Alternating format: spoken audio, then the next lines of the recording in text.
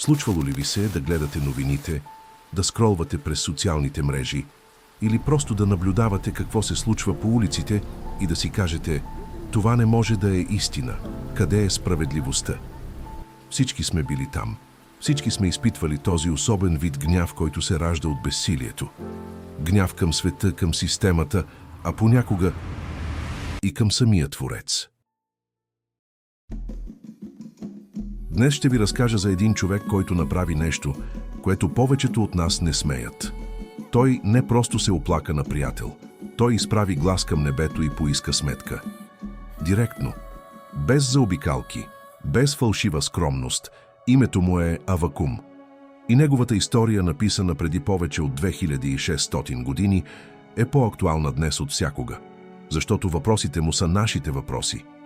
А отговорът, който получи, то е нещо, което никой от нас не би очаквал.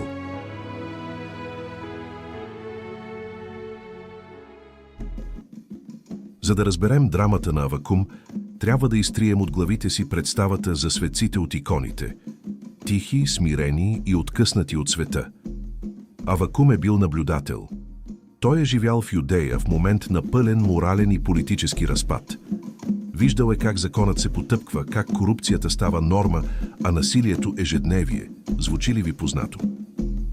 Той гледаше своя народ и виждаше как хората, които трябваше да носят светлина, тънат в мрак. Тогава, вместо да се затвори в себе си, той избухна. Първата глава на неговата книга започва с един от най-суровите викове в цялата световна литература. Докога, Господи, ще викам, а ти не щеш да чуваш? Викам към теб за насилието, а ти не избавяш. Спрете за момент и помислете върху това.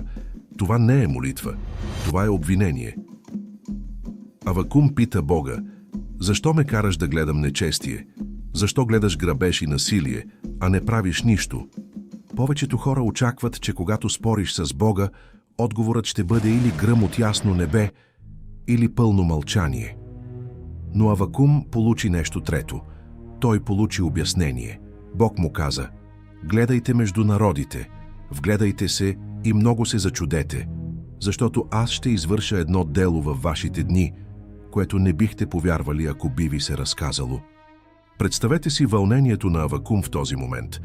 Вероятно си е помислил: ето го, сега ще настъпи мир, сега лошите ще бъдат наказани, а справедливостта ще възтържествува. Но следващото изречение на Бога буквално смразява кръвта му, защото, ето, аз издигам халдейците, онзи свиреп и необуздан народ. Ето го първият голям парадокс в нашето пътуване днес.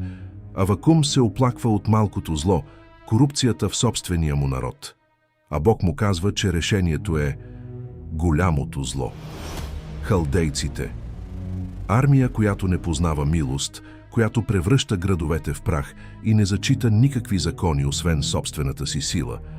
Това е моментът, в който интелигентният човек започва да се пита: чакай малко, това ли е планът? Да лекуваш пожар с бензин?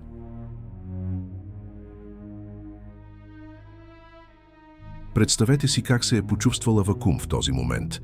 Той искаше справедливост, а получи обещание за апокалипсис. Това е моментът, в който вярата на повечето хора се пречупва, но не и неговата. Вместо да се отрече или да изпадне в нихилизъм, той става още по-дързък. Авакум задава втория, още по-тежък въпрос: Господи, ти си чист с очите си, за да не гледаш злото. Защо тогава гледаш беззакониците и мълчиш, когато нечестивият поглъща по-праведния от него? Тук се крие същината на човешката драма. Ние разбираме, че светът е несъвършен, но не можем да приемем, че Бог би използвал лошите, за да накаже по-малко лошите. Авакум виждаше как халдейците се отнасят с хората като с риби в мрежа. Хващат ги, изтезават ги и се кланят на собствената си сила. Той питаше: до кога ще продължава това? Ще изпразват ли винаги мрежата си, без да жалят народите? Това е моментът на пълна интелектуална и духовна безизходица. Когато логиката ти казва, че няма изход. Когато изглежда, че злото е станало толкова голямо, че дори небето е вдигнало ръце от нас. И точно тук Авакум прави нещо гениално. Нещо, което всеки един от нас трябва да научи, ако иска да оцелее в днешния информационен хаос. Той казва: ще застана на стражата си, ще се изкача на кулата и ще внимавам да видя какво ще ми каже той.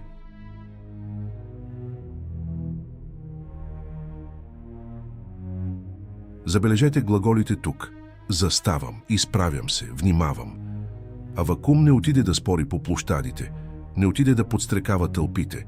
Той се отдръпна, качи се на високо място. В преносен смисъл той се дистанцира от емоцията на деня, от шума на новините и от паниката на улицата. Той разбра, че отговорите на вечните въпроси не се чуват в крясъците на тълпата, а в тишината на кулата. Той реши да чака. И това не беше пасивно чакане на жертва. Това беше активното чакане на стратег. Той застана там с ясното съзнание, че може и да не получи отговора, който му харесва, но е длъжен да го чуе от източника.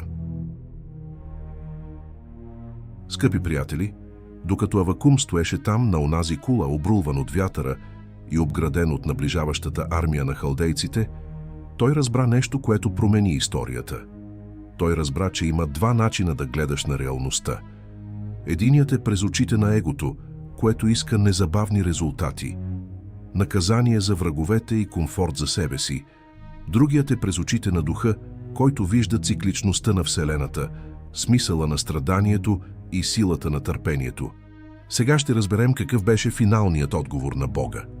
Какво е това видение, за което Авакум трябваше да пише на плочи толкова ясно, че дори този, който тича, да може да го прочете? И най-важното, ще разкодираме фразата, която по-късно промени целия свят. Праведният ще живее чрез вярата си. Но внимавайте, това не е клишето, което сте чували в неделните училища. Това е квантов код за оцеляване в свят, който се разпада. Докато Авакум чакаше на кулата си, отговорът най-накрая дойде. Но той не започна с обяснение за геополитиката на халдейците. Бог му каза нещо странно. Напиши видението и го изложи ясно на плочи, за да може да се чете бързо. Защото видението се отнася до едно определено време. То бърза към края си и няма да излъже. Тук се крие първият елемент от нашия код за оцеляване. Бог казва на Авакум: всичко има своето време. Проблемът на нас, хората, е, че ние живеем в микровремето, в секундите, в дните, в емоцията на момента. Вселената обаче оперира в макровремето. Бог му казва: ако закъснее, чакай го, защото непременно ще дойде и няма да се забави. Разбирате ли парадокса? Ако закъснее, чакай го, защото няма да се забави. Това е квантов урок по търпение. Това означава, че нещата не закъсняват спрямо общия план. Те закъсняват само спрямо нашето нетърпение. Когато светът около теб се руши, твоята задача не е да го спреш с голи ръце, а да имаш вярата, че този процес има начало и край, че всяка тирания носи в себе си семето на собственото си унищожение. И ето го моментът, в който Бог разкрива самия код. Той прави едно рязко сравнение. Ето душата му, на нечестивия, е горда, не е права в него, а праведният ще живее чрез вярата си. Това е изречението, което промени хода на цивилизацията. Но какво означава то в контекста на хаоса? Гордият, това е халдеецът. Това е тиранинът. Това е човекът, който вярва само в своята сила, в своите оръжия и в своя егоцентризъм. Гордостта тук е илюзията за контрол. Гордият вярва, че той е господарят на ситуацията. Праведният обаче, той не разчита на контрол. Той разчита на вярата. Нека изчистим думата вяра от религиозния прах. В този контекст вяра означава верност към истината. Това е способността да останеш центриран и морален, когато всичко около теб е неморално. Да запазиш човешкото в себе си, когато светът става нечовешки. Да живееш чрез вяра означава да знаеш, че външните обстоятелства не определят твоята вътрешна стойност. Халдейците могат да вземат земята ти, могат да вземат свободата ти, но не могат да вземат верността ти към онова, което е вечно. Бог продължава да описва нечестивия по начин, който плашещо прилича на днешната ни консуматорска култура. Той казва, че алчният разширява гърлото си като преизподнята и е като смъртта, която не се насища. Колкото повече имаш, толкова повече искаш.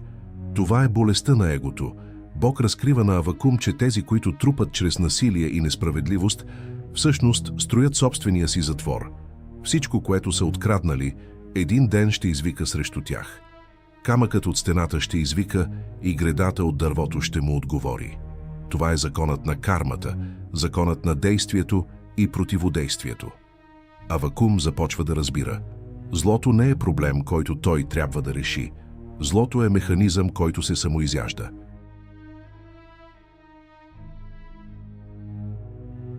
Стигаме до финалната глава. Тук Авакум вече не е същият човек, който крещеше от болка в началото. Той е преминал през огъня на чакането и е излязъл от другата страна с една нова, несломима радост. Той казва: чух и утробата ми се потресе, но въпреки това ще чакам тихо деня на скръбта. Забележете това, той все още се страхува. Тялото му трепери. Той знае, че идват тежки времена, но духът му е спокоен. И тук идва най-красивият финал в древната поезия. Пригответе се, защото това е кодът в неговата най-чиста форма. Защото, макар и да не цъфти смоковницата и да няма плод по лозите, макар и маслината да не даде плод и нивите да не произведат храна, аз пак ще се радвам в Господа, ще се развеселя в Бога на спасението си. Приятели, това е тайната. Това е кодът на Авакум. Вътрешният мир не е липса на проблеми. Той е решението да бъдеш щастлив въпреки проблемите, да се радваш, когато смоковницата не цъфти, да намериш източника на светлина вътре в себе си, когато слънцето навън е закрито от пепелта на халдейците. Ние сме част от един велик организъм. И в този организъм всяка болка има цел, всяко забавяне е подготовка и всяка несправедливост е временна илюзия. Когато светът около вас се разпада, спомнете си за Авакум. Качете се на своята кула, дистанцирайте се от шума, изчакайте видението. И знайте, че праведният, този, който остава верен на истината, ще живее. Не просто ще оцелее, ще живее истински. Благодаря ви, че бяхме заедно в това пътуване. Останете с великия организъм.